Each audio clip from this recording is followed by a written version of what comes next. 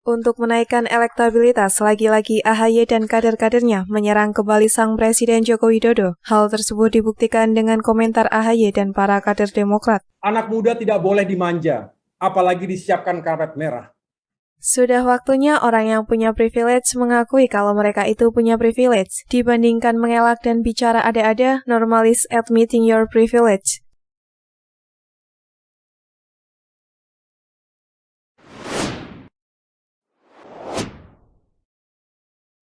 Untuk menaikkan elektabilitas, lagi-lagi AHY dan kader-kadernya menyerang kembali sang Presiden Joko Widodo. Hal tersebut dibuktikan dengan komentar AHY dan para kader Demokrat, tak terkecuali Rahlana Sidik yang komentari Jokowi menerima tamu berpakaian militer, serta tanggapan negatif Herman Hairon soal Tuan Guru Bajang yang diangkat menjadi Komisaris Bank Syariah Indonesia. Politisi Partai Demokrat Rahlana Sidik mengungkit soal Presiden Joko Widodo yang pernah menerima tamu di Istana Negara dengan menggunakan seragam militer lengkap. Rahlan menyindir bahwa sikap Presiden Jokowi itu adalah kesalahan besar politik yang memalukan. Adapun pernyataan Rahlan ini ia tuangkan dalam tulisannya yang berjudul Jokowi dan Etika Politik Berbusana yang diterbitkan di Medium pada Selasa 24 Agustus 2021. Awalnya Rahlan menyinggung bahwa sepanjang sejarah ada dua presiden dengan latar belakang militer pernah memimpin Indonesia. Dua pemimpin itu yakni Presiden Indonesia kedua, Soeharto, dan Presiden Indonesia keenam, Susilo Bambang Yudhoyono atau SBY. Tapi lanjut Rahlan, tak satu pun dari mereka yang pernah dengan seragam militer menerima tamu di istana.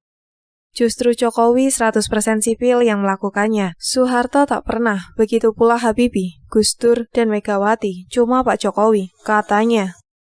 Rahlan pun mengaku tak mau terlalu jauh menyimpulkan bahwa Jokowi adalah sosok military wannabe. Tetapi tetap saja, kejadian itu adalah blunder politik yang memalukan, kata Wakil Ketua Dewan Pertimbangan Partai Demokrat itu. Ditelusuri terkini.id, peristiwa Presiden Jokowi menemui tamu menggunakan seragam militer itu terjadi pada Selasa 16 Juni 2015 lalu. Presiden Jokowi saat itu menerima tamu, yakni para tokoh Muhammadiyah termasuk Din Syamsuddin. Ketika itu Rahlan yang menjabat sebagai Wakil Sekretaris Jenderal Partai Demokrat juga mengkritik keras Jokowi. Namun anggota tim komunikasi Presiden, Teten Mas Duki sebenarnya saat itu telah menjelaskan alasan mengapa Jokowi menemui tamu dengan seragam lengkap. Menurutnya, Presiden Jokowi tak memiliki maksud apa-apa di balik peristiwa itu. Ia hanya tak sempat mengganti bajunya karena tamu sudah menunggu lama. Sebelum meluncur ke istana, Presiden Jokowi memang menghadiri acara demonstrasi latihan perang TNI AD di Batu Raja, Sumatera Selatan. Ia mengenakan seragam militer tersebut karena harus menyampaikan pidato di atas kendaraan tempur Anoa. Presiden langsung meluncur ke Istana Negara untuk bertemu dengan para tokoh yang sudah menunggu cukup lama tersebut. Itulah mengapa Presiden masih memakai baju militer, jelas Teten dilansir dari detik.com. Tak hanya Rahlana Sidik, politisi Demokrat Herman Hairon menanggapi soal pendakwah Tuan Guru Bajang atau TGP yang baru saja diangkat menjadi Komisaris Bank Syariah Indonesia. Menurut anggota Komisi 6 fraksi Partai Demokrat itu, pengangkatan Tuan Guru Bajang menjadi komisaris tersebut merupakan imbalan kepada mantan Gubernur NTB itu lantaran selama ini menjadi pendukung pemerintah Presiden Jokowi. Selama ini Tuan Guru Bajang memang mendukung pemerintah, jadi komisaris inilah imbalannya, kata Herman Hairon Selasa 24 Agustus 2021 seperti dikutip dari detik.com. Menurutnya, jabatan komisaris hanya sebagai ajang bagi-bagi jabatan dan bukan lagi diisi oleh orang-orang yang mumpuni di bidangnya.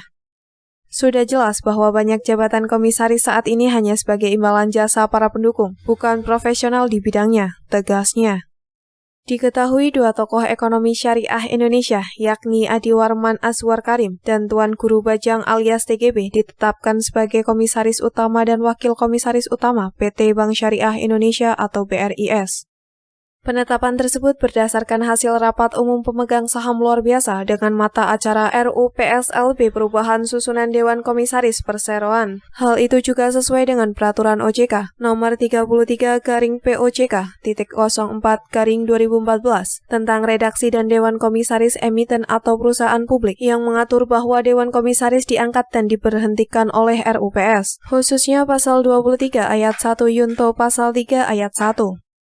Hairman Rabu Hijrah Firman Reza mengungkapkan terpilihnya Adi Warman dan TGB sebagai Komisaris Bank Syariah Indonesia diharapkan bisa membawa BSI bersaing secara global.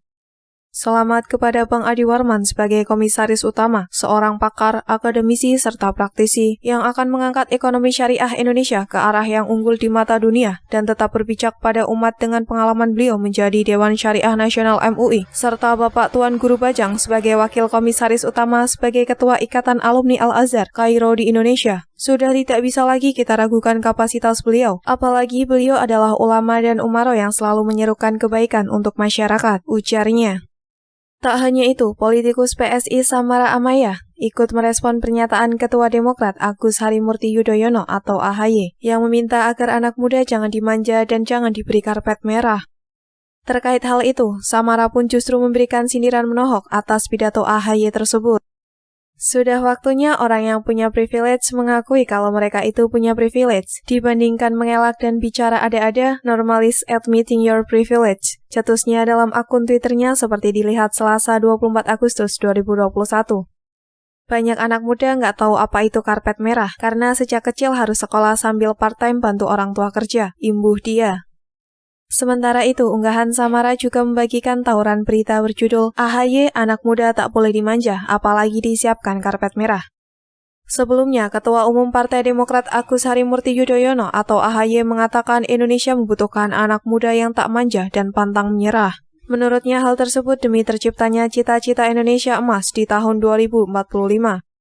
Anak muda tidak boleh dimanja, apalagi disiapkan karpet merah. Namun jangan pula biarkan mereka tumbuh dan berimajinasi tanpa arah, kata AHY dalam pidato kebangsaan memperingati 50 tahun CSIS Indonesia, Senin 23 Agustus 2021.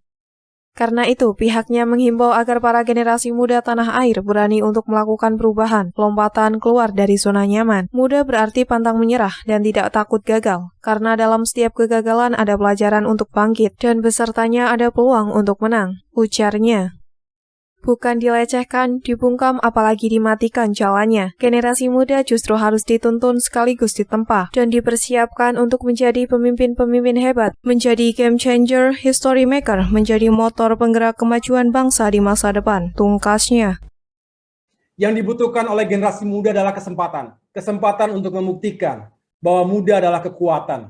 Kekuatan dalam pemikiran dan perbuatan. Muda adalah keberanian untuk melakukan perubahan, juga lompatan. Muda berarti tidak ragu untuk keluar dari zona nyaman, beradaptasi, bekerja keras, menghadapi disrupsi, dan menjawab tantangan zaman. Muda berarti pantang menyerah dan tidak takut gagal, karena dalam setiap kegagalan ada pelajaran untuk bangkit, dan besertanya ada peluang untuk menang. Anak muda tidak boleh dimanja, apalagi disiapkan karpet merah. Namun jangan pula biarkan mereka tumbuh dan berimajinasi tanpa arah. Perlu bimbingan, nasihat, dan pengalaman dari para pemimpin, para senior, dan generasi pendahulunya. Bukan dilecehkan, dibungkam, apalagi dimatikan jalannya. Generasi muda justru harus dituntun, sekaligus ditempa, dan dipersiapkan untuk menjadi pemimpin-pemimpin hebat, menjadi game changer, history maker, menjadi motor penggerak kemajuan bangsa di masa depan.